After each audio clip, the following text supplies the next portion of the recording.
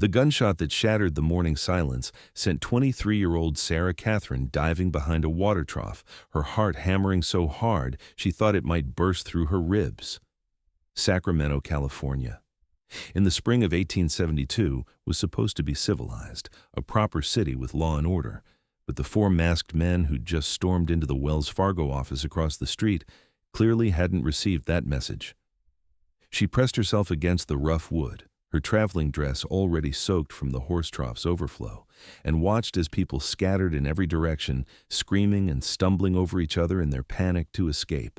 Sarah had arrived in Sacramento just 3 days ago, fresh from Boston with stars in her eyes and her father's last letter clutched in her carpet bag. He'd been a surveyor working in the Sierra Nevada foothills, sending money home faithfully until the letters stopped coming 6 months ago. Her mother had died 2 years prior, leaving Sarah alone in the world except for her father.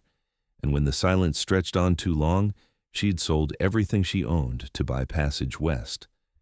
The authorities in Sacramento had been sympathetic, but unhelpful, telling her that men disappeared in the mountains all the time, that she should go home and accept her loss.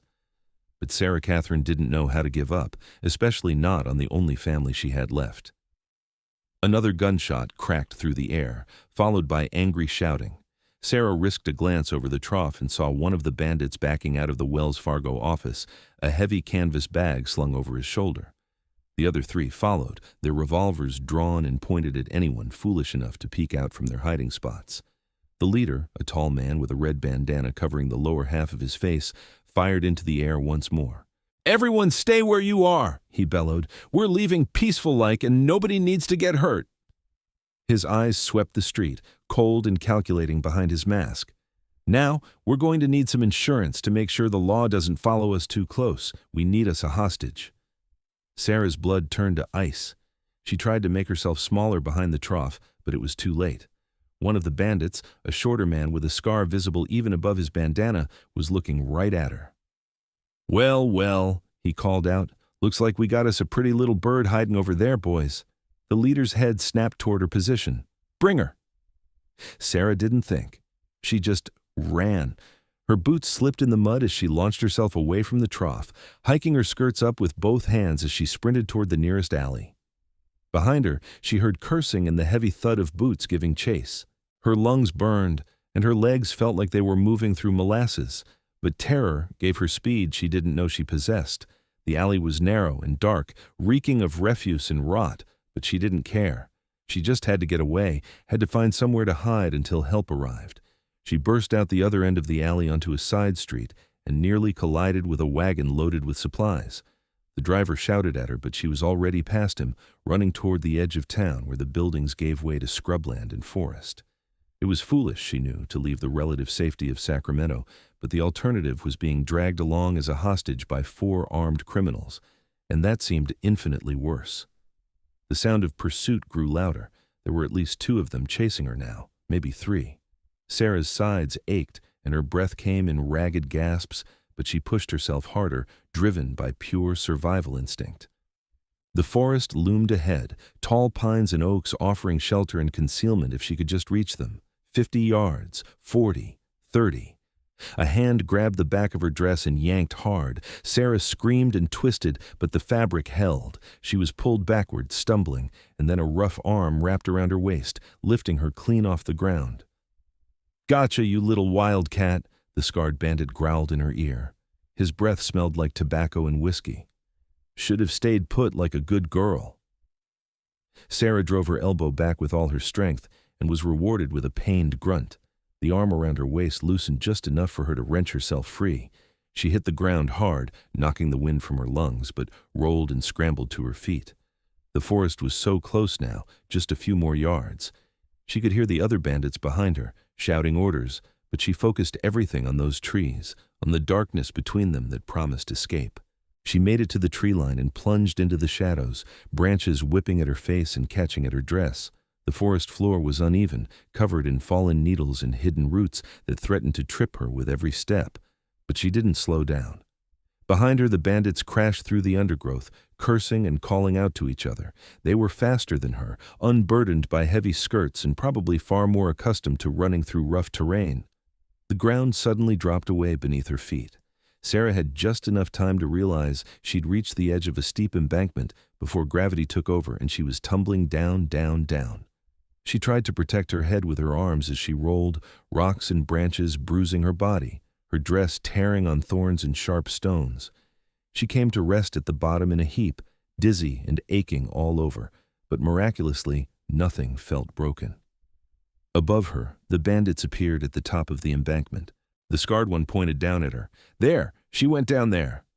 "We ain't got time for this," another voice argued. "The law's going to be organizing a posse any minute now." "The boss said he wants a hostage," the scarred man insisted. "That means we get the girl."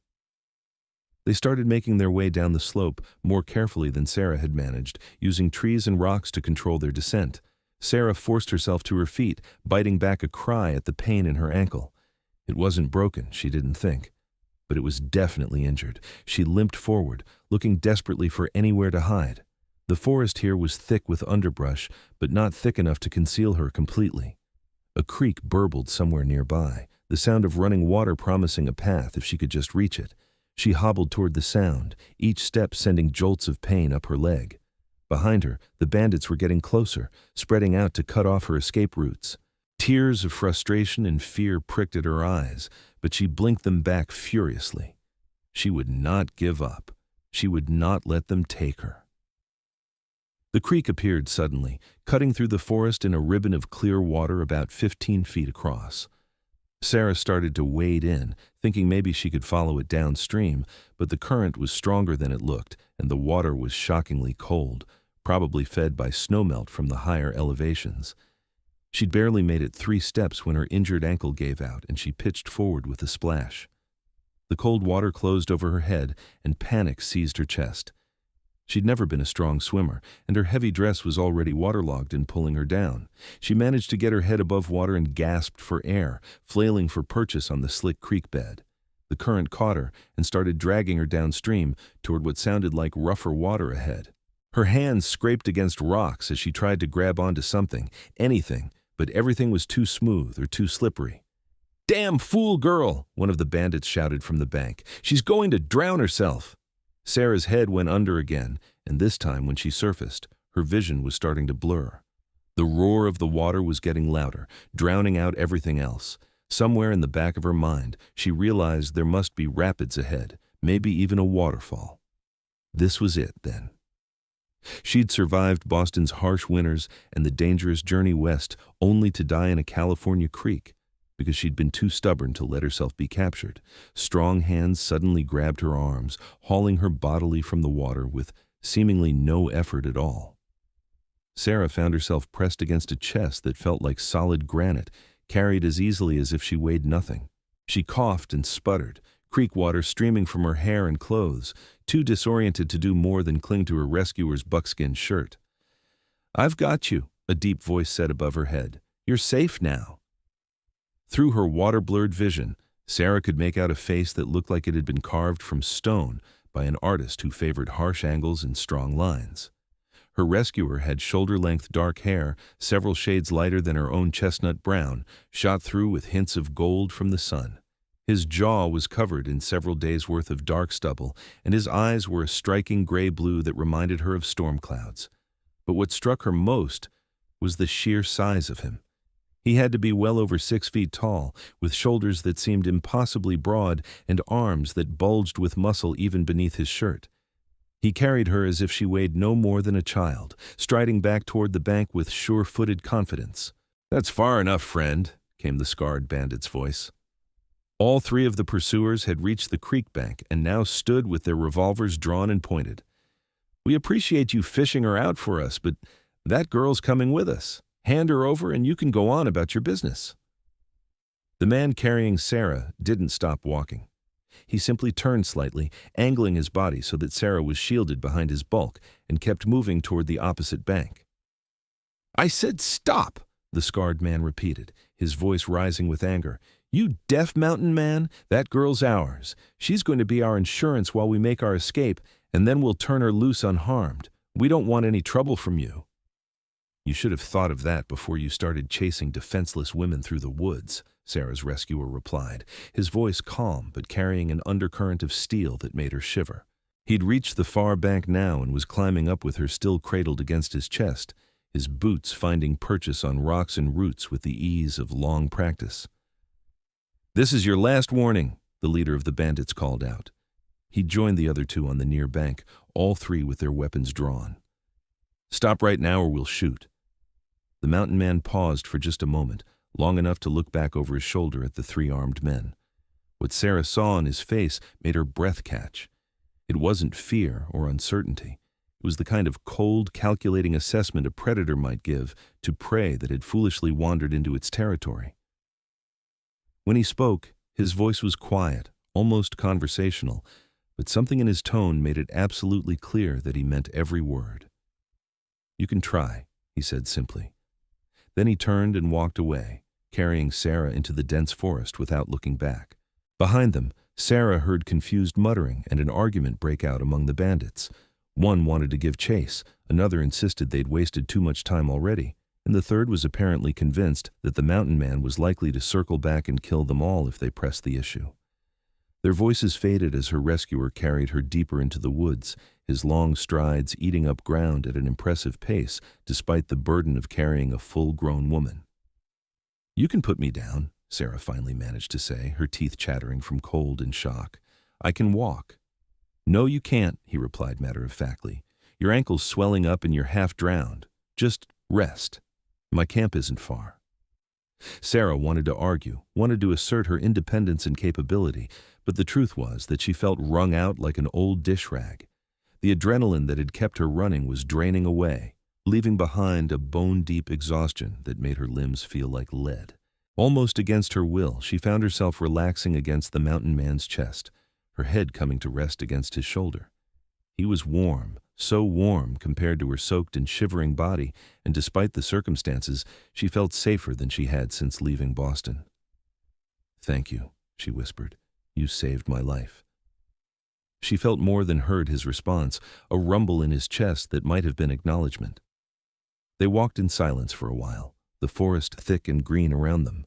Sarah noticed things she'd been too panicked to see before, the way shafts of sunlight pierced the canopy overhead, the calls of birds settling back into their routines after the disturbance, the rich smell of pine and earth and growing things.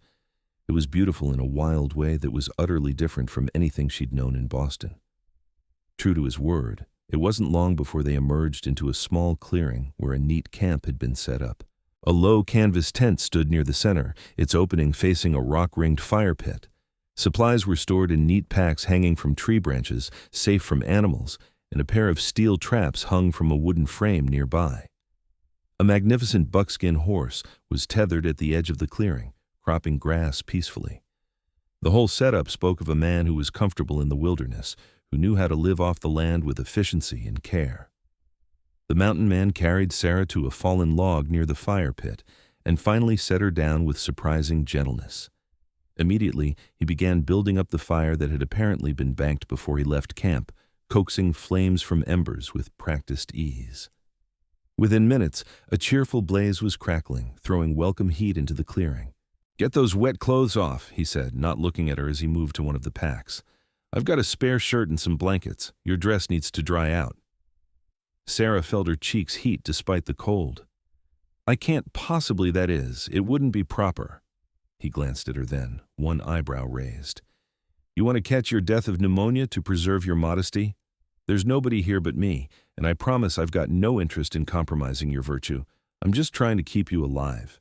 He tossed a large buckskin shirt in her direction. "I'll turn my back. You change, wrap yourself in those blankets, and then we'll take a look at that ankle." Put that way, it seemed foolish to argue. Sarah waited until he'd turned to face the opposite direction, then struggled out of her sodden dress and undergarments with fingers that were clumsy from cold. The buckskin shirt came down to her knees and was ridiculously large on her frame, but it was dry and still held warmth from being packed away. She wrapped herself in the blankets he'd indicated, thick wool that smelled faintly of wood smoke and pine, and settled back on the log. "I'm decent," she said. He turned back and nodded, then knelt in front of her with a focus that was almost unsettling in its intensity. His hands were gentle as they examined her ankle, surprisingly so given their size and the calluses she could feel on his palms. He prodded carefully, watching her face for signs of pain. "Not broken," he finally pronounced. "Bad sprain, though. You need to stay off it for a few days at least." He stood and moved to another pack, returning with strips of clean cloth that he used to wrap her ankle with expert precision. "You're lucky. That creek's killed men who knew what they were doing. What in God's name possessed you to jump in?" "I wasn't trying to jump in," Sarah protested. "I lost my footing. Those bandits were chasing me and I was trying to get away." The memory of the morning's terror came rushing back, making her voice shake. "They robbed the Wells Fargo office in Sacramento. They were looking for a hostage to cover their escape, and they saw me hiding behind a water trough. I ran because I couldn't think of anything else to do." Something flickered in those gray-blue eyes. "You ran from 4 armed men, made it to the forest edge, tumbled down an embankment, and nearly drowned yourself in a creek? That's either the bravest or the most foolish thing I've heard in a while." "Probably foolish," Sarah admitted, "but I couldn't let them take me. I have things I need to do, important things, and I can't afford to be dragged around the countryside by criminals." She pulled the blankets more tightly around herself. "I don't even know your name." "I'm Sarah Catherine." He studied her for a long moment, as if deciding whether to trust her with that information. "Lucas," he finally said. "Lucas Armstrong." "Well, Mr. Armstrong, I owe you my life. I don't know how I can possibly repay you, but I'll find a way." "Call me Lucas," he said, settling down on the ground near the fire. "And you don't owe me anything. I wasn't about to stand by and let a woman drown or get dragged off by bandits." He poked at the fire with a stick, sending up a small shower of sparks. "What's a Boston girl doing in Sacramento anyway? You're a long way from home." Sarah blinked in surprise. "How did you know I was from Boston?" "Your accent, for one. The way you dress, for another. And you've got that look about you that says you're used to cobblestones and gaslights, not mud and campfires." He glanced up at her. "I spent some time back east years ago. I know the type." "The type?" Sarah bristled slightly. "And what type would that be?" A hint of amusement touched his weathered features. "The well-bred, educated type who probably had a comfortable life before something brought them west. I'm not saying it's bad, just saying it's obvious you're not from around here." He was right, of course, which only irritated her more. Sarah took a breath and forced herself to calm down. "I came looking for my father. He was working as a surveyor in the Sierra Nevada foothills. He stopped writing 6 months ago, and nobody in Sacramento seems to know what happened to him or care enough to find out. I'm not going back east until I know what became of him." Lucas's expression shifted, becoming more serious. "What's his name?" "Henry Catherine. He was mapping terrain for the railroad companies, I think, though his letters weren't always clear about the details. The last one I received was from a place called Timber Ridge, somewhere northeast of Sacramento in the mountains. Do you know it?" "I know it," Lucas said slowly. "Remote area, pretty rough country. Not a lot of people up that way except miners and trappers." He was quiet for a moment, his gaze distant. 6 months is a long time for someone to go missing in the mountains. You understand that, don't you? The chances of finding him alive are slim." Sarah finished for him. "Yes, I know. Everyone's been very eager to tell me that. But I need to know for certain. I need to find him, or at least find out what happened to him. He's all the family I have left in the world." Her voice caught on the last words, and she cursed herself for showing weakness. Lucas was watching her with an expression she couldn't quite read. Finally, he nodded. "Timber Ridge is about 3 days from here if you know the trails. 4 or 5 if you stick to the roads and go through the settlements." He paused.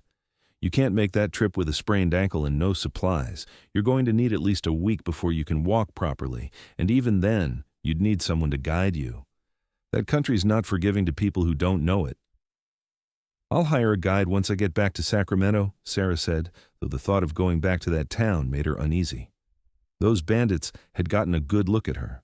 Even if the law caught them, there was no guarantee some of their friends wouldn't come looking for the witness who'd gotten away. "Those bandits know what you look like," Lucas said, apparently following her thoughts with uncanny accuracy. "Sacramento's going to be dangerous for you for a while, at least until they're caught. And even then," he trailed off, shaking his head, "you'd be better off staying out of sight for a bit." Sarah's heart sank. I don't have anywhere else to go. I spent most of my money getting to California, and what little I have left is in a room at a boarding house in Sacramento. Without that money, I can't hire a guide or buy supplies or do anything. You can stay here, Lucas said abruptly, while your ankle heals at least. It's not much, but it's safe, and it's well away from anyone who might be looking for you. Once you're healed up, we can talk about what comes next. Sarah stared at him, taken aback by the offer. I couldn't possibly impose on you like that. You don't even know me, and it wouldn't be proper, me staying here with you without a chaperone. A wry smile tugged at the corner of his mouth. I don't think propriety's your biggest concern right now. As for imposing, you're hurt and in danger. Way I was raised, you don't turn away someone who needs help just because it's inconvenient. He stood, stretching his considerable frame. Besides, I've been alone in these mountains for near about 2 years now. Company, even temporary company, might be nice. The casual admission that he'd been living alone in the wilderness for 2 years made Sarah regard him with new curiosity. What kind of man chose such isolation? What was he running from or hiding from? But those were questions for another time, when she wasn't wrapped in blankets and recovering from nearly drowning. If you're certain I wouldn't be a burden, she said carefully, then I accept your offer with gratitude, but only until my ankle heals. I don't want to take advantage of your kindness. It's settled then. Lucas moved toward his packs. You must be hungry. I've got some dried venison and I can make biscuits over the fire. It's not fancy, but it'll fill your stomach. Sarah's stomach chose that moment to growl loudly, making Lucas chuckle and her blush. She couldn't remember the last time she'd eaten. Breakfast at the boarding house seemed like it had happened in another lifetime, though it had only been that morning. She watched as Lucas worked, his movements economical and practiced. He clearly knew his way around a camp kitchen, such as it was, and soon had a pan heating over the fire with strips of venison sizzling in their own fat. The smell made Sarah's mouth water. Can I help? She offered, feeling useless just sitting wrapped in blankets. You can rest that ankle, Lucas replied without looking up. There'll be plenty for you to do once you're mobile again, if you're staying for a bit. For now, just take it easy and let yourself recover. It went against Sarah's nature to sit idle while someone else worked, but she had to admit that her body was crying out for rest. The terror of the chase, the cold water, and the injury were all catching up with her. She pulled the blankets closer and watched Lucas cook, noting details about him that she'd been too panicked to register before. He moved with a fluid grace that seemed at odds with his size. Every action was purposeful, nothing wasted. His hands, so large and roughened by hard living, handled the cooking implements with surprising dexterity. He wore buckskins that had seen better days but were clean and well-maintained, and his boots were scuffed but solid. A knife hung at his belt in a worn leather sheath, and she'd glimpsed at least one rifle propped near the tent entrance. He was armed, but not ostentatiously so.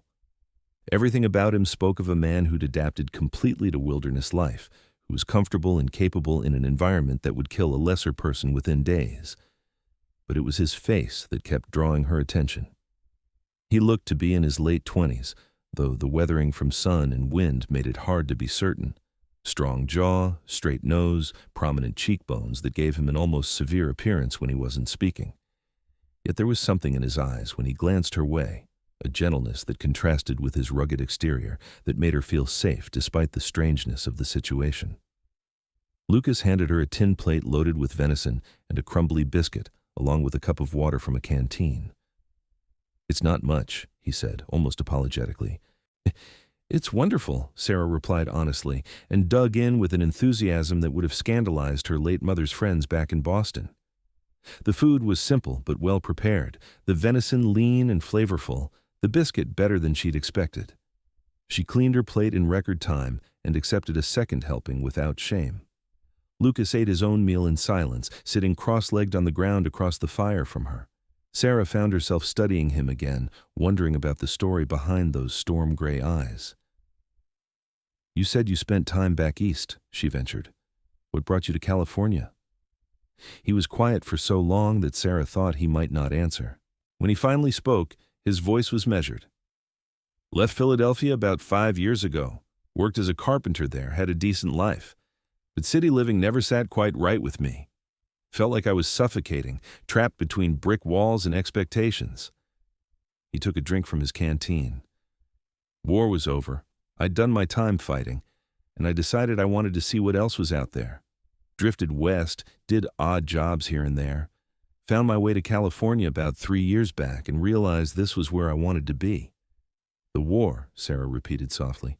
So he'd been a soldier, which explained the controlled way he moved, the assessing look he'd given those bandits. That must have been terrible. It was what it was, Lucas said with a shrug, but she could see the shadow that crossed his face. Lost a lot of friends, saw things nobody should have to see. But I survived, which is more than many could say. He poked at the fire again, sending sparks spiraling up into the dimming afternoon light. Coming out here, living like this, it helped. The mountains don't care about what you've done or seen. They just are, and you either learn to live with them or you don't. Sarah absorbed this, understanding dawning. Lucas Armstrong was a man healing from wounds that had nothing to do with physical injury. The wilderness was his sanctuary, his way of making peace with a past that clearly still haunted him. She of all people could understand that. Hadn't she fled Boston partly to escape the memories that lived in every corner of their old house, every street she'd walked with her mother? "I'm sorry," she said quietly, "for what you went through. And I'm grateful that you're still the kind of man who helps someone in need, despite everything you've seen." He looked up at her then, really looked at her, and something passed between them. An understanding, perhaps. A recognition of kindred spirits who'd both been shaped by loss and hardship. "Tell me about your father," Lucas said, changing the subject. "What kind of man was he?" Sarah smiled, memories flooding back. Brilliant, stubborn, kind. He was a surveyor and cartographer back in Boston, but the work was drying up after the war. When the railroad companies started looking for people to map routes through the Western Territories, he jumped at the chance. It was supposed to be temporary, just a year or two to build up savings, and then he'd come home. But his letters kept talking about how beautiful it was out here, how free he felt, and I knew he'd found something he'd been looking for his whole life. Her smile faded. "I just wish he'd been more careful. I wish he'd taken someone with him on his surveying trips instead of going alone. Maybe then." "Maybe," Lucas agreed gently. "But if he was anything like you, stubborn probably runs in the family. He likely thought he could handle whatever came his way." "That sounds exactly like something he'd think," Sarah admitted with a sad laugh. She yawned then, unable to suppress it, and Lucas stood immediately. "You need rest. Take the tent. I'll sleep out here by the fire." "I can't take your tent," Sarah protested. "This is your camp. I'll be fine by the fire." "With a sprained ankle and after nearly drowning? Not likely." His tone brooked no argument. "The tent's yours while you're here. I've slept under the stars more nights than I can count. One more won't hurt me." Sarah wanted to argue further, but found she simply didn't have the energy. The tent was small, but clean, with a bedroll already laid out and extra blankets folded neatly at one end. Lucas helped her hobble over to it, his arm solid and steady around her waist, then left her to settle in with a quiet good night. She lay down in the borrowed shirt and blankets, her body aching in a dozen places, but her mind surprisingly calm. Outside, she could hear Lucas moving around the camp, the crackle of the fire, the distant call of an owl. She should have been terrified, alone in the wilderness with a man she'd just met, but instead, she felt safer than she had in months. There was something about Lucas Armstrong that inspired trust, something in the quiet competence with which he moved through the world that told her he was exactly the kind of man who'd keep his word and protect those under his care. Her last thought before sleep claimed her was that perhaps, just perhaps, fate had been kind in sending those bandits after her, because if they hadn't chased her into the woods, she never would have met the mountain man with storm-gray eyes who'd pulled her from the creek and offered her sanctuary without asking for anything in return. The next few days fell into a gentle rhythm that surprised Sarah with its simplicity. Each morning, she'd wake to find Lucas already up and moving about the camp, the fire rebuilt and coffee brewing in a battered tin pot. He'd bring her breakfast, help her with whatever personal needs she had that required mobility, and then go about his day's work while she rested and let her ankle heal. Sometimes he'd leave to check his trap lines or hunt for fresh meat, returning hours later with rabbits or grouse. Other times he'd stay close to camp, working on various projects that kept his hands busy. Sarah discovered that Lucas Armstrong was a man of few words but deep thoughts. He didn't fill the silence with idle chatter, but when he did speak, it was with consideration and insight that often surprised her. They talked about books they'd read, places they'd been, dreams they'd had.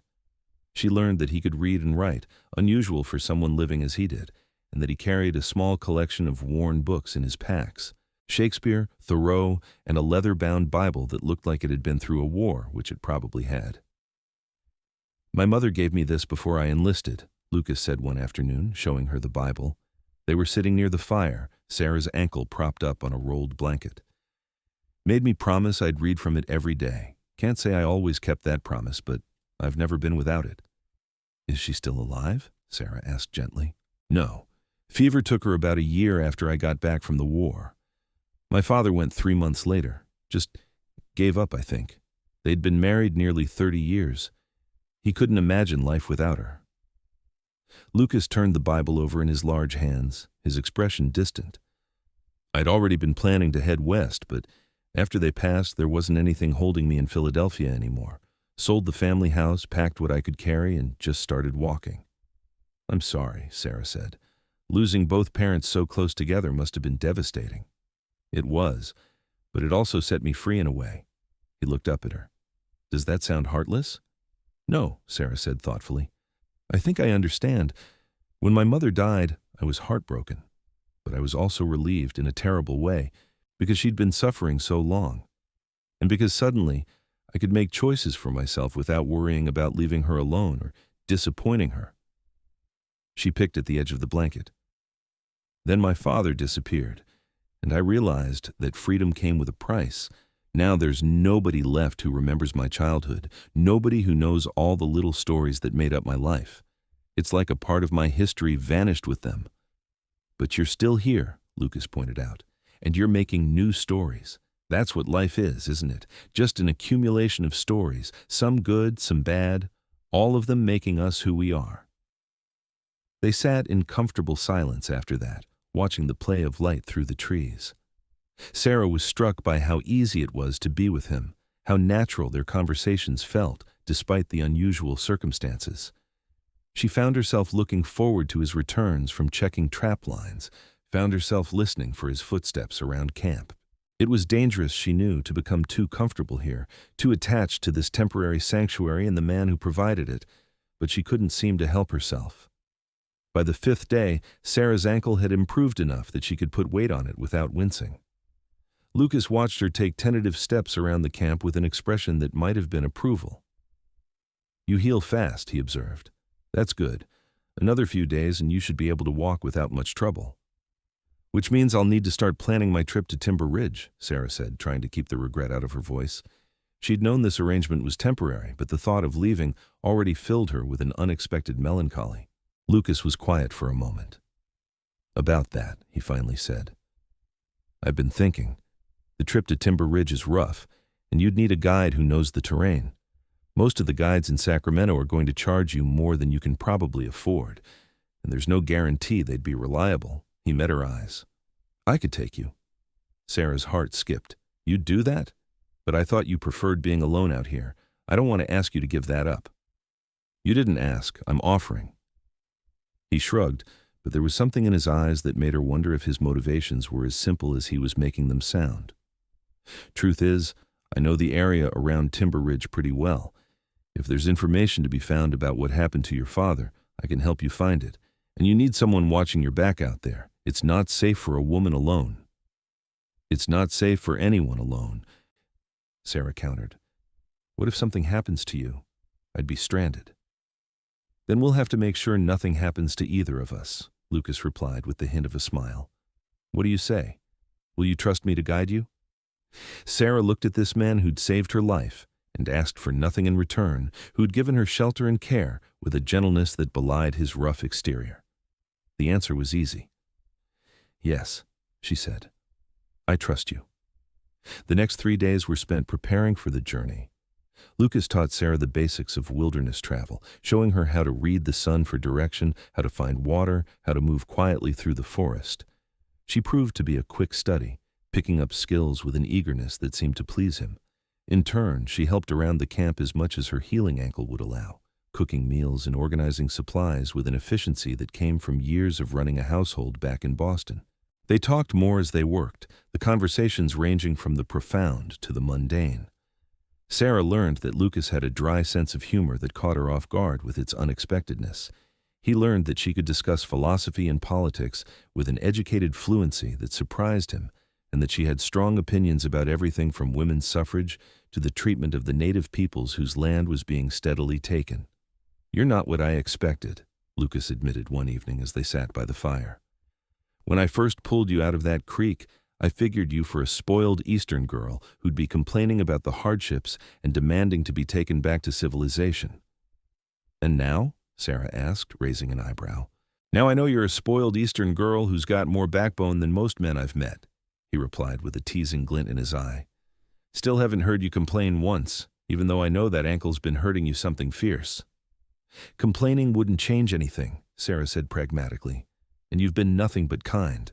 I'd have to be remarkably ungrateful to repay that with whining." She hesitated, then added, "Besides, I don't think of this time as a hardship. Strange as it sounds, these have been some of the most peaceful days I've had in years." Something shifted in Lucas's expression, a softening around his eyes. "I know what you mean," he said quietly. "It's been good having you here. I didn't realize how much I missed having someone to talk to until I had it again." Their eyes met across the fire, and Sarah felt her pulse quicken. There was something in the air between them, something she was afraid to name but couldn't ignore. She'd been attracted to men before, had even been courted by a few suitable gentlemen back in Boston, but nothing had prepared her for the way Lucas Armstrong made her feel. It wasn't just his physical presence, though that certainly affected her more than she wanted to admit. It was the whole of him. The combination of strength and gentleness, capability and vulnerability, silence and unexpected insight. She was falling for him, she realized with a start. Falling for a mountain man she'd known less than 2 weeks, a man whose life was as far removed from anything she'd imagined for herself as possible. It was foolish and impractical and utterly, completely terrifying. Lucas looked away first, breaking the moment. "We should turn in," he said, his voice rougher than usual. "Want to get an early start tomorrow. If your ankle holds up, we can make Timber Ridge in 3 days, maybe 2.5 if we push hard." Sarah nodded, not trusting her voice. She hobbled to the tent on her own, proud that she could manage without assistance now, and lay down in the darkness with her heart racing. Outside, she could hear Lucas settling down by the fire, could picture him wrapped in his blankets under the stars. She wondered if he felt it too, this pull between them, and if he did, what he planned to do about it. They set out at dawn the next morning, Lucas leading his buckskin horse loaded with supplies while Sarah walked beside him. He'd fashioned a walking stick for her from a sturdy branch, which helped take the weight off her ankle. The first few hours were challenging as Sarah's body adjusted to sustained movement after days of rest, but she gritted her teeth and kept pace, determined not to slow them down. Lucas set a steady but not punishing pace, stopping regularly to let Sarah rest and check her ankle. He pointed out landmarks and taught her to read the forest, showing her which plants were edible and which were poisonous, how to spot animal tracks and interpret their meaning. Sarah absorbed it all with fascination, realizing that there was an entire world of knowledge here that had nothing to do with books and everything to do with observation and experience. "You're a good teacher," she told him during one of their rest stops. They'd found a fallen log to sit on while they ate a midday meal of dried meat and hardtack. "Patient, you don't make me feel stupid for not knowing things." "Why would I?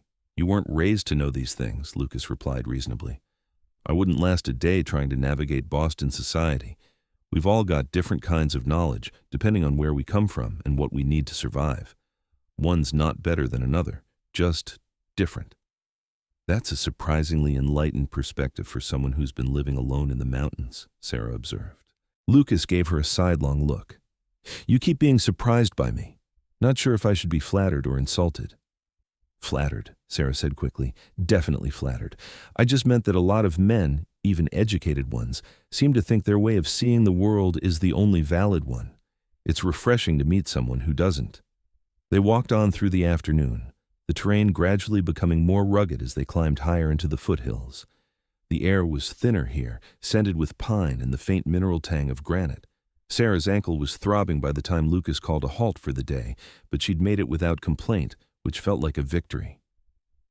While Lucas set up camp and tended to his horse, Sarah gathered firewood, pleased that she could contribute meaningfully to the work. They were falling into an easy partnership, each anticipating what the other needed, working together with an efficiency that felt natural and right. That night, after they'd eaten and the fire had burned down to glowing coals, Lucas pulled out a harmonica from his pack and played a few soft, melancholy tunes that drifted through the darkness like smoke. Sarah closed her eyes and listened, moved by the simple beauty of the music. She hadn't known he could play, hadn't known there was this artistic side to him hidden beneath the practical exterior. "That was beautiful," she said when he finally stopped. "Where did you learn to play?" "My father taught me," Lucas replied, turning the harmonica over in his hands. "He said every man should know how to make music, even if it's just simple tunes. Said it's good for the soul." He looked up at the stars visible through the trees. I think he was right. Sometimes when I'm out here alone, I'll play, and it reminds me that I'm still human, still connected to something bigger than just survival. "Will you play something else?" Sarah asked softly. He nodded and lifted the harmonica back to his lips. This time, the tune was lighter, almost playful, and Sarah found herself smiling despite her exhaustion. When he finished, she applauded quietly and was rewarded with one of his rare, full smiles that transformed his entire face. "Your turn," he said. "What hidden talents are you hiding, Miss Sarah Catherine?" "Nothing as impressive as that," Sarah demurred. "I can sing a little, I suppose, and I'm quite good at needlework, though that's not particularly useful out here." "Let's hear you sing then," Lucas challenged gently. Sarah felt her cheeks warm. "I couldn't possibly, not without accompaniment." "I'll accompany you." Lucas raised the harmonica. "What do you know?" They spent the next hour trading songs, Sarah singing old hymns and folk tunes, while Lucas picked up the melodies on his harmonica. It was silly and simple and absolutely perfect, and by the time they finally said goodnight, Sarah felt lighter than she had in months.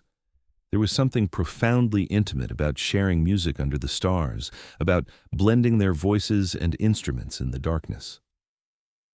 She lay awake for a long time that night, listening to the sounds of the forest and thinking about the man keeping watch by the fire. Every day she discovered new layers to Lucas Armstrong, new facets that made him more interesting and more compelling. He was becoming essential to her in a way that terrified her, because she knew this journey would eventually end, and she'd have to decide what came next. Could she really go back to Boston after this? Could she return to a life of social calls and needlework and the endless, suffocating propriety that had always made her feel like she was slowly drowning? But what was the alternative? She couldn't live in the wilderness forever, and Lucas had given no indication that he wanted anything more from her than to help her find her father. The questions circled in her mind until exhaustion finally pulled her under. They reached the outskirts of Timber Ridge late in the afternoon of the third day. It wasn't much of a town, just a scattered collection of rough buildings clustered around what had once been a logging operation. Most of the structures looked abandoned now, windows dark and doors hanging crooked on rusted hinges. A single general store appeared to still be in business, smoke rising from its chimney, and there was a small assayer's office that looked operational. Not much here anymore," Lucas observed as they approached. "The logging played out a few years back and most people moved on. The ones who stayed are miners mostly, prospecting in the hills, and a few old-timers too stubborn to leave." They made their way to the general store, where a wizened old man sat behind the counter, his face creased with so many wrinkles it looked like crumpled paper. His eyes were sharp, though, taking in every detail of the two dusty travelers who'd just walked through his door. "Help you folks?" he asked, his voice surprisingly strong. "We're looking for information about a surveyor who was working in this area last fall," Sarah said, stepping forward. "His name was Henry Catherine. He was mapping terrain for the railroad companies. Do you remember seeing him?" The old man's eyes narrowed thoughtfully. "Catherine, you say? Tall fellow, always had a leather satchel with him full of papers and measuring tools." Sarah's heart leaped. "Yes, that's him. You saw him." "Saw him regular for about 2 months," the old man confirmed. "He'd come in every week or so for supplies, always friendly, Always had a kind word. Good man, seemed to really love his work. His expression grew somber. Then he stopped coming. Must have been late October, early November. Figured he'd moved on to another area or gone back to civilization before the winter snows set in. But he didn't, Sarah said, her chest tight with anxiety. He disappeared. Did he ever mention where he was staying, or where his surveying work was taking him? The old man scratched at his whiskered chin. Had a camp somewhere up in the high country, I recall. East of here, up near Eagle's Peak. Said there was a ridge up there with views that took his breath away, that he was mapping a possible route through the mountains. Mentioned something about finding an easier pass than the one most folks use. Lucas had been silent up to this point, but now he spoke up. Eagle's Peak is rough territory, steep climbs, loose rock, and it gets snow early in the season. If he was up there when the first storms hit. He trailed off, but Sarah understood the implication. I need to go there, she said firmly. I need to see for myself. Miss, the old man said gently, it's been 6 months, and winter was hard this year. If your man was caught in a storm up there, well, the mountains don't give back what they take. He's my father, Sarah said, her voice breaking slightly. And I need to know. Even if all I find is confirmation that he's gone, I need that closure. Can you understand that? The old man's weathered face softened with sympathy.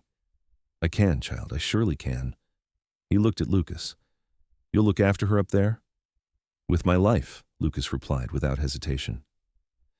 They spent that night in the old store's back room, which the proprietor, who introduced himself as Eli Thornton, offered as accommodation for a small fee. It was musty and full of old inventory, but it was shelter, and Sarah was grateful for it. Tomorrow, Eli would point them toward the trails that led to Eagle's Peak. Sarah couldn't sleep that night, her mind churning with possibility and dread. They were so close now to answers, but she was terrified of what those answers might be. Lucas seemed to sense her restlessness because his voice came soft through the darkness from where he'd rolled out his bedroll on the other side of the room. Whatever we find tomorrow, you won't face it alone, he said quietly. I'll be right there with you. Why? Sarah asked, the question escaping before she could stop it. Why are you doing all this for me? You barely know me. She heard him shift in the darkness. Sometimes you just know, he said after a long moment. Know that someone's worth helping, worth protecting. I knew it the moment I pulled you out of that creek, and every day since has just proven I was right. Sarah felt tears prick at her eyes. I don't deserve your kindness. Yes, Lucas said firmly, you do. And when this is over, when you have your answers about your father, I hope you'll let me prove that to you. Sarah didn't know what to say to that, so she said nothing. But she lay in the darkness with her heart full and strange hope blooming in her chest, hope that maybe, just maybe, this journey that had started with terror and loss might end with something beautiful. The climb to Eagle's Peak began before dawn. Eli had given them detailed directions, along with warnings about loose scree and treacherous drops. Lucas had studied the old man's hand-drawn map carefully, committing it to memory, before tucking it safely into his pack. The terrain was as difficult as promised. They picked their way up narrow trails that clung to the mountainside, with sheer drops opening up to their right that made Sarah's stomach lurch when she made the mistake of looking down. Lucas kept a steady hand on her elbow whenever the path got particularly treacherous, his touch reassuring and warm. By mid-morning, they'd climbed high enough that patches of old snow still clung to the shadowed places. The air was thin and cold, making every breath feel inadequate. Sarah's ankle was aching again from the climb, but she pushed through the discomfort, driven by the need to finally know. There, Lucas said suddenly, pointing ahead. Through a break in the trees, Sarah could see a small clearing where the remains of a camp were visible. A canvas tent, torn and collapsed under the weight of winter snow and time. A cold fire pit, scattered supplies. Sarah's legs felt like water as they approached. This was her father's camp. She knew it with bone-deep certainty even before she saw his initialed surveying case lying near the tent, half buried in old needles and debris. She knelt beside it with shaking hands and opened it carefully. Inside were his instruments, all carefully maintained and organized, just as he would have left them. His notebook, the leather cover stained but the pages still legible. And tucked into the back, a folded letter addressed to her in his familiar handwriting. "Oh, Papa," Sarah whispered, tears streaming down her face as she pulled out the letter. Her hands were shaking so badly that Lucas had to steady them with his own, helping her unfold the paper. The letter was dated October 28th, almost exactly 6 months ago.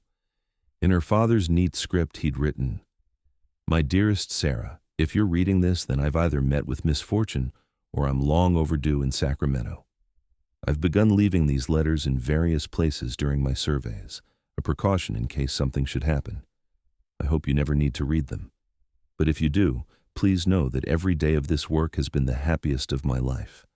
The beauty of this country defies description. I understand now why men leave everything behind to seek their fortunes in these mountains. There's a freedom here, a sense of possibility that I never felt back east. If something has happened to me, please don't grieve too long. I died doing work I loved in a place that filled my soul. That's more than most men can say. Find your own happiness, my darling girl. Find your own mountains to climb, whatever form they take. And know that your old father loved you more than words can express. Always, Henry Catherine." Sarah read the letter 3 times, tears flowing freely before she finally looked up at Lucas. "He knew," she said brokenly. "He knew something might happen and he made peace with it." Lucas's expression was gentle as he carefully searched the area, giving Sarah time to process. After several minutes, he returned with something in his hand.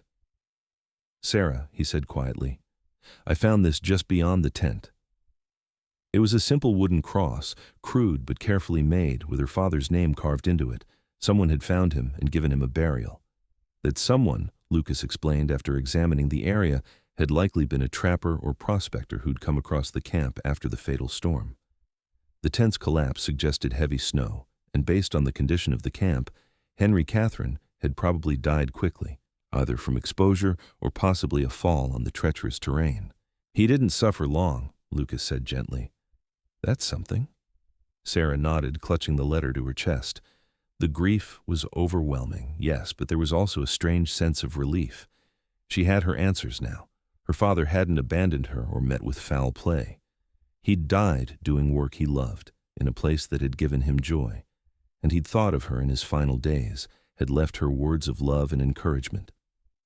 She stood slowly and approached the grave, kneeling beside it. "I came looking for you, Papa," she said softly.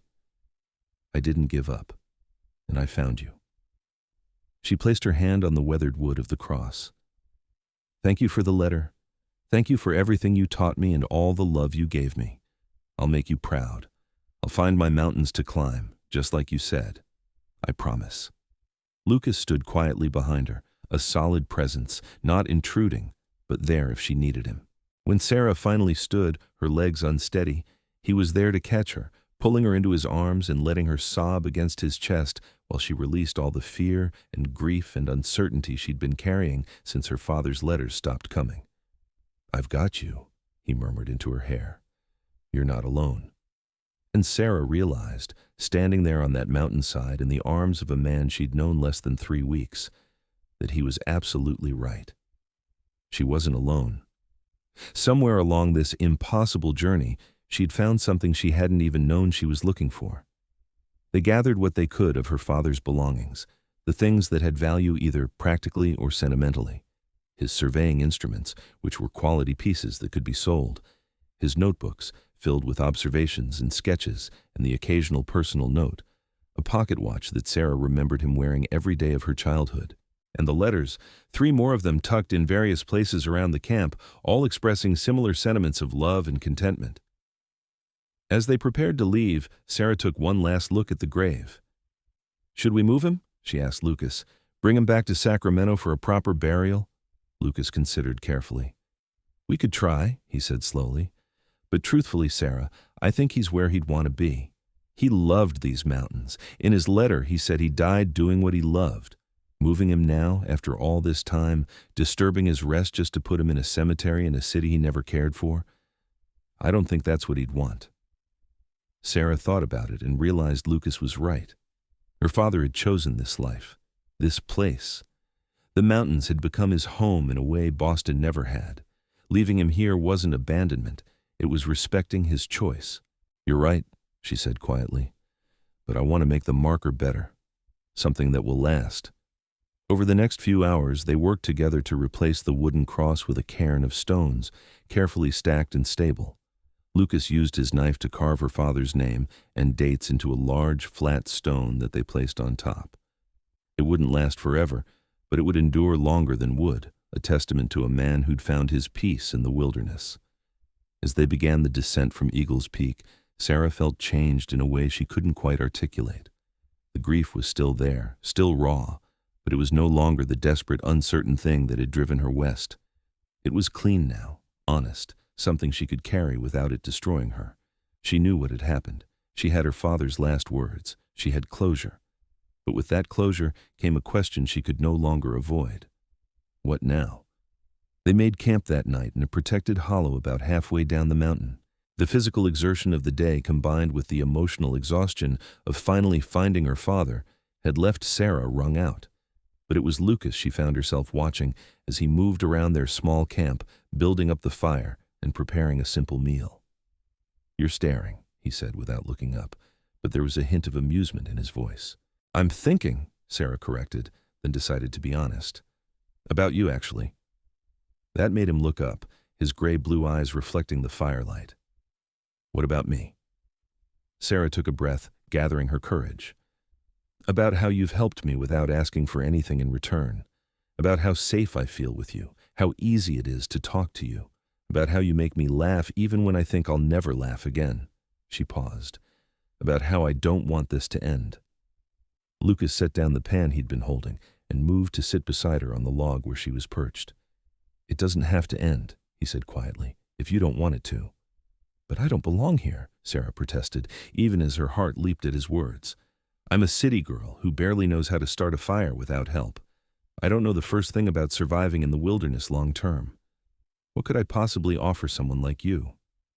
"Someone like me?" Lucas repeated, and now there was definite amusement in his voice.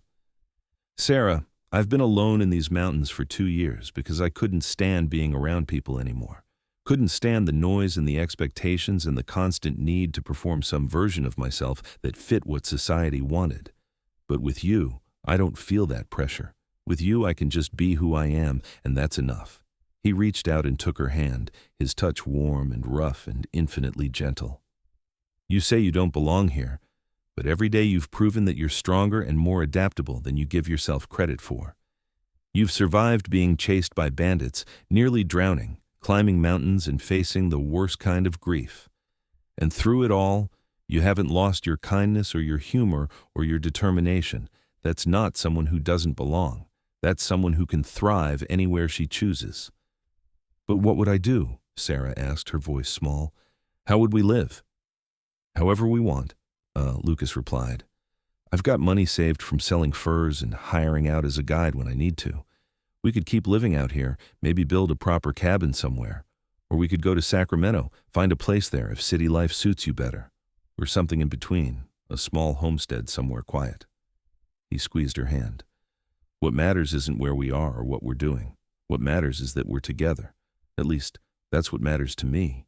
If it matters to you, too." Sarah looked at their joined hands, at the way his dwarfed hers, at the contrast between his sun-darkened skin and her own pale fingers. "I think I started falling in love with you the moment you pulled me out of that creek," she admitted softly. "Every day since has just made it worse, or better. I'm not sure which." "Better," Lucas said firmly. He reached up with his free hand and gently cupped her cheek, turning her face toward his. "Definitely better, because I've been falling for you too, and it's the best thing that's happened to me in longer than I can remember." He leaned in slowly, giving her time to pull away if she wanted, but Sarah had no intention of pulling away. When his lips met hers, it was gentle and sweet and perfect, tasting of coffee and campfire smoke and promise. She leaned into the kiss, her free hand coming up to rest against his chest, feeling the steady beat of his heart beneath her palm. When they finally broke apart, both breathing harder than the gentle kiss warranted, Lucas rested his forehead against hers. "Stay with me," he whispered, "not just for now, for always. Build a life with me, whatever kind of life you want. I'll do whatever it takes to make you happy, Sarah. I swear it." "Yes," Sarah breathed, joy bubbling up in her chest like champagne. "Yes, I'll stay. I'll build a life with you. I choose this. I choose you." They kissed again, longer this time, deeper, until Sarah felt like she might melt right into him. When they finally pulled apart, both were smiling, and the grief that had weighted Sarah's heart was now balanced by hope and love, and the thrilling possibility of a future she'd never imagined but now desperately wanted. They talked late into the night, making plans and dreaming aloud.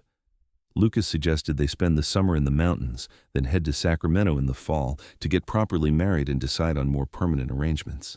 Sarah agreed, adding that she wanted to sell her father's surveying equipment and use the money to buy supplies for their future.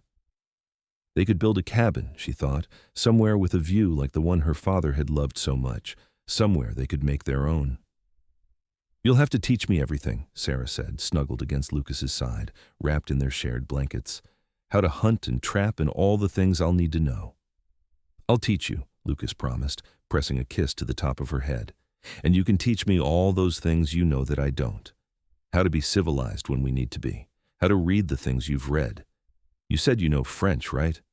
Maybe you can teach me that." "You want to learn French?" Sarah asked, delighted. "I want to learn anything you want to teach me," Lucas replied simply.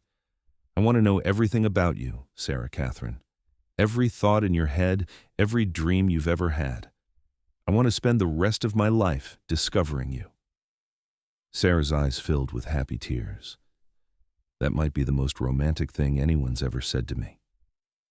"Then I'll have to work harder," Lucas said with that rare, full smile that transformed his face. "I plan on saying romantic things to you for the next 50 years or so. That was just the start." They held each other as the fire burned down and the stars wheeled overhead, two souls who'd found each other against all odds in the wild heart of California's mountains. The journey that had started with terror and grief had become something beautiful, something neither of them had expected, but both recognized as essential, as right, as meant to be. The next morning, they began their journey back to Sacramento. But everything felt different now, lighter and brighter, charged with possibility. They were no longer a mountain man and the woman he'd rescued. They were partners, equals, two people building a future together. When they reached Sacramento a few days later, Lucas insisted on taking Sarah to the best hotel in town and getting her a proper room with a real bed and a hot bath. While she luxuriated in what felt like incredible luxury after weeks in the wilderness, he went to a jeweler and purchased a simple gold ring with a small sapphire that matched her eyes. That evening, he asked her properly, going down on one knee in the hotel's small garden while other guests looked on with delight. Sarah said yes with tears streaming down her face and let him slide the ring onto her finger where it caught the lamplight and sparkled like a promise. They were married 3 weeks later by a circuit judge, with old Eli Thornton traveling down from Timber Ridge to stand as witness. Sarah wore a simple dress of cream-colored cotton, practical but pretty, and carried wildflowers that Lucas had picked that morning. He wore new clothes, still buckskin but cleaner and more formal than his usual attire, and looked so handsome that Sarah could barely breathe when she saw him waiting for her. The ceremony was short and sweet. When the judge pronounced them man and wife, Lucas kissed Sarah with a thoroughness that made the judge chuckle and Eli whoop with joy. Sarah laughed against her new husband's lips, happier than she'd ever imagined possible. They spent their wedding night in the hotel room, and Sarah discovered that Lucas's gentleness extended to every aspect of their relationship. He was patient and careful with her, making sure she was comfortable, that she wanted everything that happened between them. And when they finally came together as husband and wife, it was beautiful and tender and perfect, a physical expression of the love that had been growing between them for weeks. Afterwards, lying tangled together in the sheets with Lucas's arm around her and her head on his chest, Sarah listened to his heartbeat and felt complete in a way she'd never known before. "No regrets?"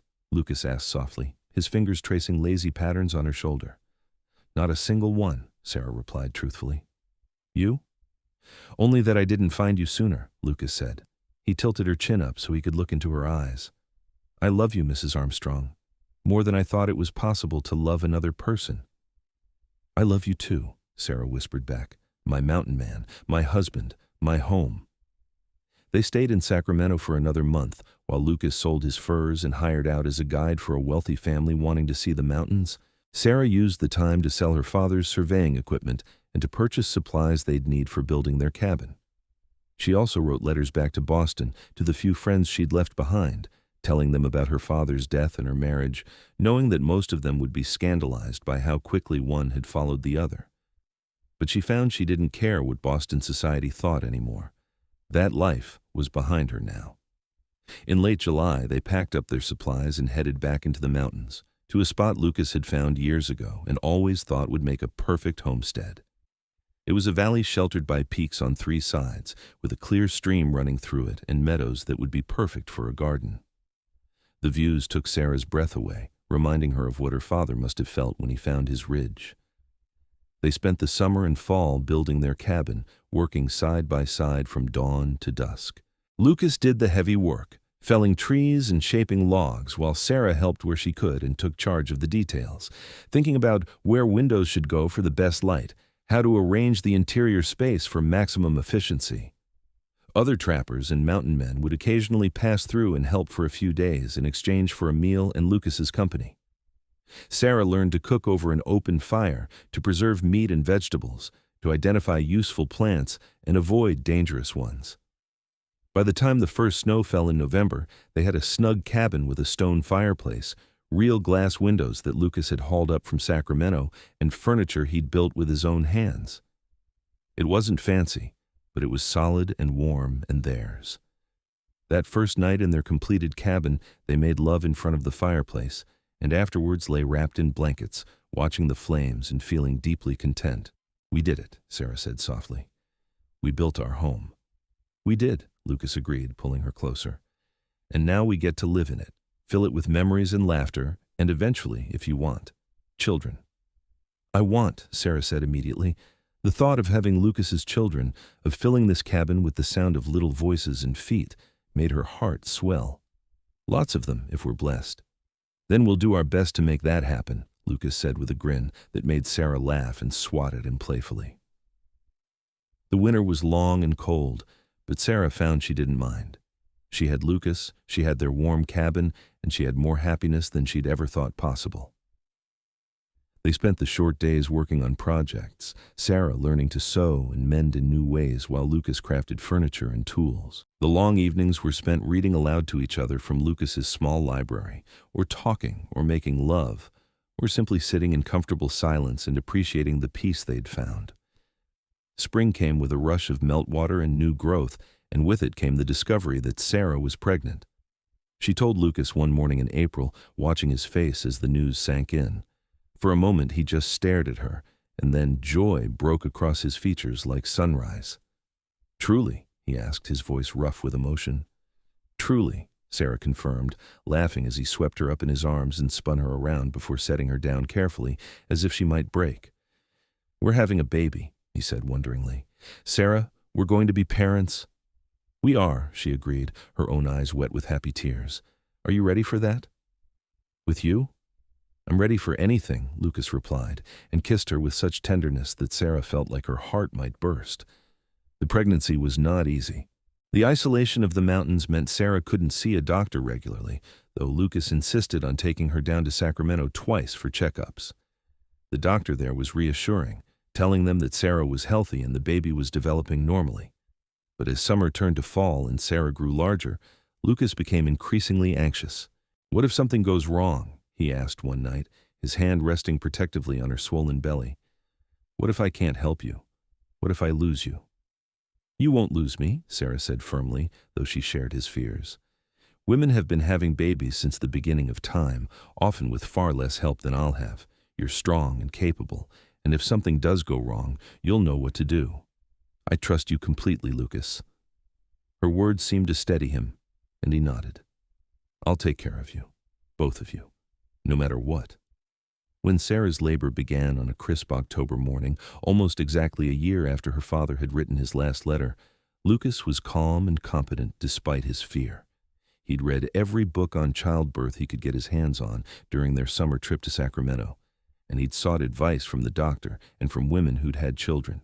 Now he put that knowledge to use, helping Sarah through the long, difficult hours of labor with steady encouragement and gentle hands. Their son was born just after sunset, announcing his arrival with a lusty cry that made both parents laugh through their tears. He was perfect, with a shock of dark hair and his father's gray-blue eyes. Lucas held his son with shaking hands, staring down at the tiny face with an expression of such overwhelming love and awe that Sarah felt her own eyes fill. "He's beautiful," Lucas whispered. "Sarah, he's perfect. You did so well. You were so strong." "We did well," Sarah corrected, exhausted but happier than she'd ever been. "What should we name him?" They'd discussed names throughout the pregnancy but never settled on anything definite. Now, looking at their son, Lucas said, "Henry, after your father, if that's all right with you." Sarah's throat closed with emotion. "Henry Lucas Armstrong," she said softly. "It's perfect. Little Henry was a good baby, healthy and strong, and he thrived in the mountain air." Sarah took to motherhood with the same determination she'd brought to every other challenge in her life, and Lucas was a devoted father, constantly amazed by every little thing his son did. They were exhausted and overwhelmed at times, but also deeply happy. As the years passed, their family grew. 2 years after Henry came a daughter they named Clara May, with her mother's chestnut hair and sunny disposition. 3 years after that, another son, James William, who had his father's size and his mother's curiosity. And finally, 4 years after James, a second daughter, Elizabeth Grace, who was smaller and quieter than her siblings, but with a will of iron. Their cabin had been expanded over the years to accommodate their growing family, with additional rooms and a larger living space. Lucas had built beds for each child, carved toys with his skilled hands, made furniture and tools and everything they needed to thrive. Sarah had created a garden that provided vegetables through the growing season, learned to preserve food with expert efficiency, and taught her children to read and write using books she ordered from Sacramento or borrowed during their annual trips to town. Life in the mountains had its challenges. Winters were hard, and there were years when game was scarce or illness struck. But they faced everything together, as a family, and somehow that made even the difficult times bearable. The children grew up strong and capable, learning wilderness skills from their father and book learning from their mother, comfortable in both worlds. Lucas and Sarah's love for each other only deepened with time. Even after years of marriage and the chaos of raising 4 children, they still found moments to steal away together, to talk and laugh and remember the day they met. Lucas still played his harmonica on quiet evenings, and Sarah still sang. And now they were joined by childish voices learning the old songs. On their 10th wedding anniversary, Lucas took Sarah back to the clearing near where they'd built their first camp together, the place where he'd first rescued her from the creek. They stood together looking at the water, remembering. 10 years, Sarah said wonderingly. A decade since the scariest, best day of my life.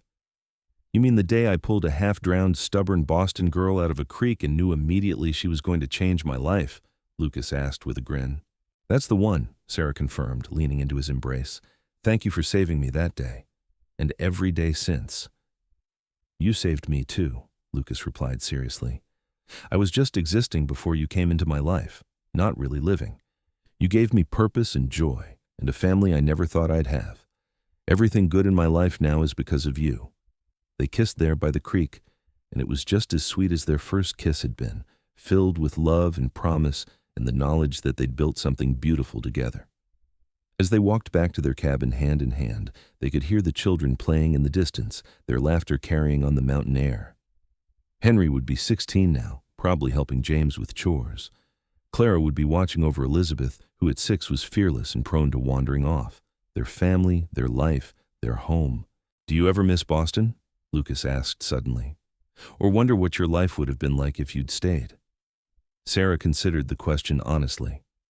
Sometimes I think about it, she admitted. Wonder what happened to people I knew, whether the city's changed. But miss it? No. That life was never really mine, not the way this one is. Everything that matters to me is right here. Even though it's hard sometimes, even though you're isolated up here, far from the refinements and conveniences you grew up with. Especially because of that, Sarah said firmly. Those refinements and conveniences came with rules and expectations that would have slowly smothered me. Here, I can breathe. I can be exactly who I am, raise my children the way I choose, love my husband without worrying about what society thinks. That's worth more than 1,000 fancy dresses or dinner parties. Lucas pulled her close and kissed the top of her head. I love you more every day, he said quietly. Didn't think that was possible, but it is. I love you too, Sarah replied. My mountain man, my husband, the best decision I ever made. The years continued to pass in a rhythm of seasons. The children grew, each developing their own personality and interests. Henry showed his grandfather's talent for understanding the land, could read terrain and weather with uncanny accuracy. Clara had her mother's love of learning and her father's musical ability. James was the adventurer, always pushing boundaries and exploring new places. And Elizabeth, the baby, had inherited the best of both parents, Sarah's determination and Lucas's strength. When Henry turned 18, he announced his intention to try his hand at surveying, like the grandfather he'd never met. Sarah gave him her father's old notebooks, preserved all these years, and watched with tears in her eyes as he studied them with reverent care. He'd be so proud of you, she told her son. You have his gift for seeing the possibilities in the land. Henry hugged his mother tight. I'll make him proud, he promised, and you and Pa, too. As her children grew into adults and began making their own choices about their futures, Sarah found herself reflecting on the strange path her life had taken. If someone had told that frightened 23-year-old fleeing bandits in Sacramento that she'd end up happily married to a mountain man, raising 4 children in the wilderness, she never would have believed it. But it had happened, and it was the best possible life she could have imagined. Lucas was in his late 40s now, his hair shot through with silver, his face more weathered than ever. But he was still strong, still capable, and still looked at Sarah with the same love and desire he'd had when they first married. Sarah herself had changed too, her hands rough from work, her body marked by childbirth and hard living. But she felt more beautiful now than she ever had in her youth, because she was loved completely and without reservation. One spring evening, when all 4 children were grown and only Elizabeth still lived at home, preparing to leave for her own adventures, Sarah and Lucas sat on the porch of their cabin, watching the sunset paint the mountains in shades of gold and pink. We did good, didn't we? Lucas asked, his arm around Sarah's shoulders. We did better than good, Sarah replied. We built something real and lasting, a family, a home, a life that matters. What more could anyone ask for? Not a thing, Lucas agreed. He was quiet for a moment, then added, When Elizabeth leaves, it'll just be us again, like the old days. Are you worried we won't know what to do with ourselves? Sarah asked with a smile. Not even a little bit, Lucas replied. I never get tired of you, Sarah. Could spend 1,000 years in your company and it wouldn't be enough. Sarah turned to kiss him, this man who'd become the center of her world, and felt grateful beyond words for every twist of fate that had brought them together. The bandits who'd chased her into the woods, the creek that had nearly claimed her life, the mountain man who'd pulled her from the water and stolen her heart. I love you, she whispered against his lips. Today, tomorrow, and for whatever time we have left in this world. And I love you, Lucas replied. My Sarah, my heart, my home. They sat together on their porch as darkness fell and stars began to appear overhead. 2 people who'd found each other against impossible odds and built a beautiful life from that chance encounter. The mountains rose around them, ancient and eternal, silent witnesses to the love story that had unfolded in their shadow. Inside the cabin, the fire crackled in the hearth, warming the rooms where children had been raised and memories made. Outside, the wilderness stretched in all directions, wild and free and full of possibility. And between those 2 worlds, on the threshold of their home, Sarah and Lucas held each other close and counted their blessings. They'd started as strangers thrust together by circumstance. They'd become partners, then lovers, then spouses, then parents.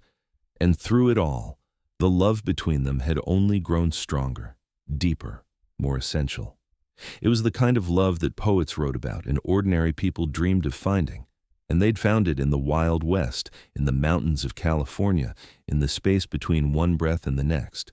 Years later, when Sarah and Lucas were old and gray, Surrounded by children and grandchildren who came to visit their mountain homestead, they'd still tell the story of how they met. How bandits had chased a Boston girl into the woods. How she'd tumbled into a creek and nearly drowned. How a mountain man had pulled her to safety and refused to let those bandits have her, making sure she was gone before they finished talking, carrying her away to safety, and though neither of them knew it then, to love. The grandchildren would listen with wide eyes, begging to hear it again and again, and Sarah and Lucas would oblige, their hands still finding each other across the space between their rocking chairs, their love as strong and true as it had been that first day by the creek. It was a good story, a true story, a love story, and it was theirs.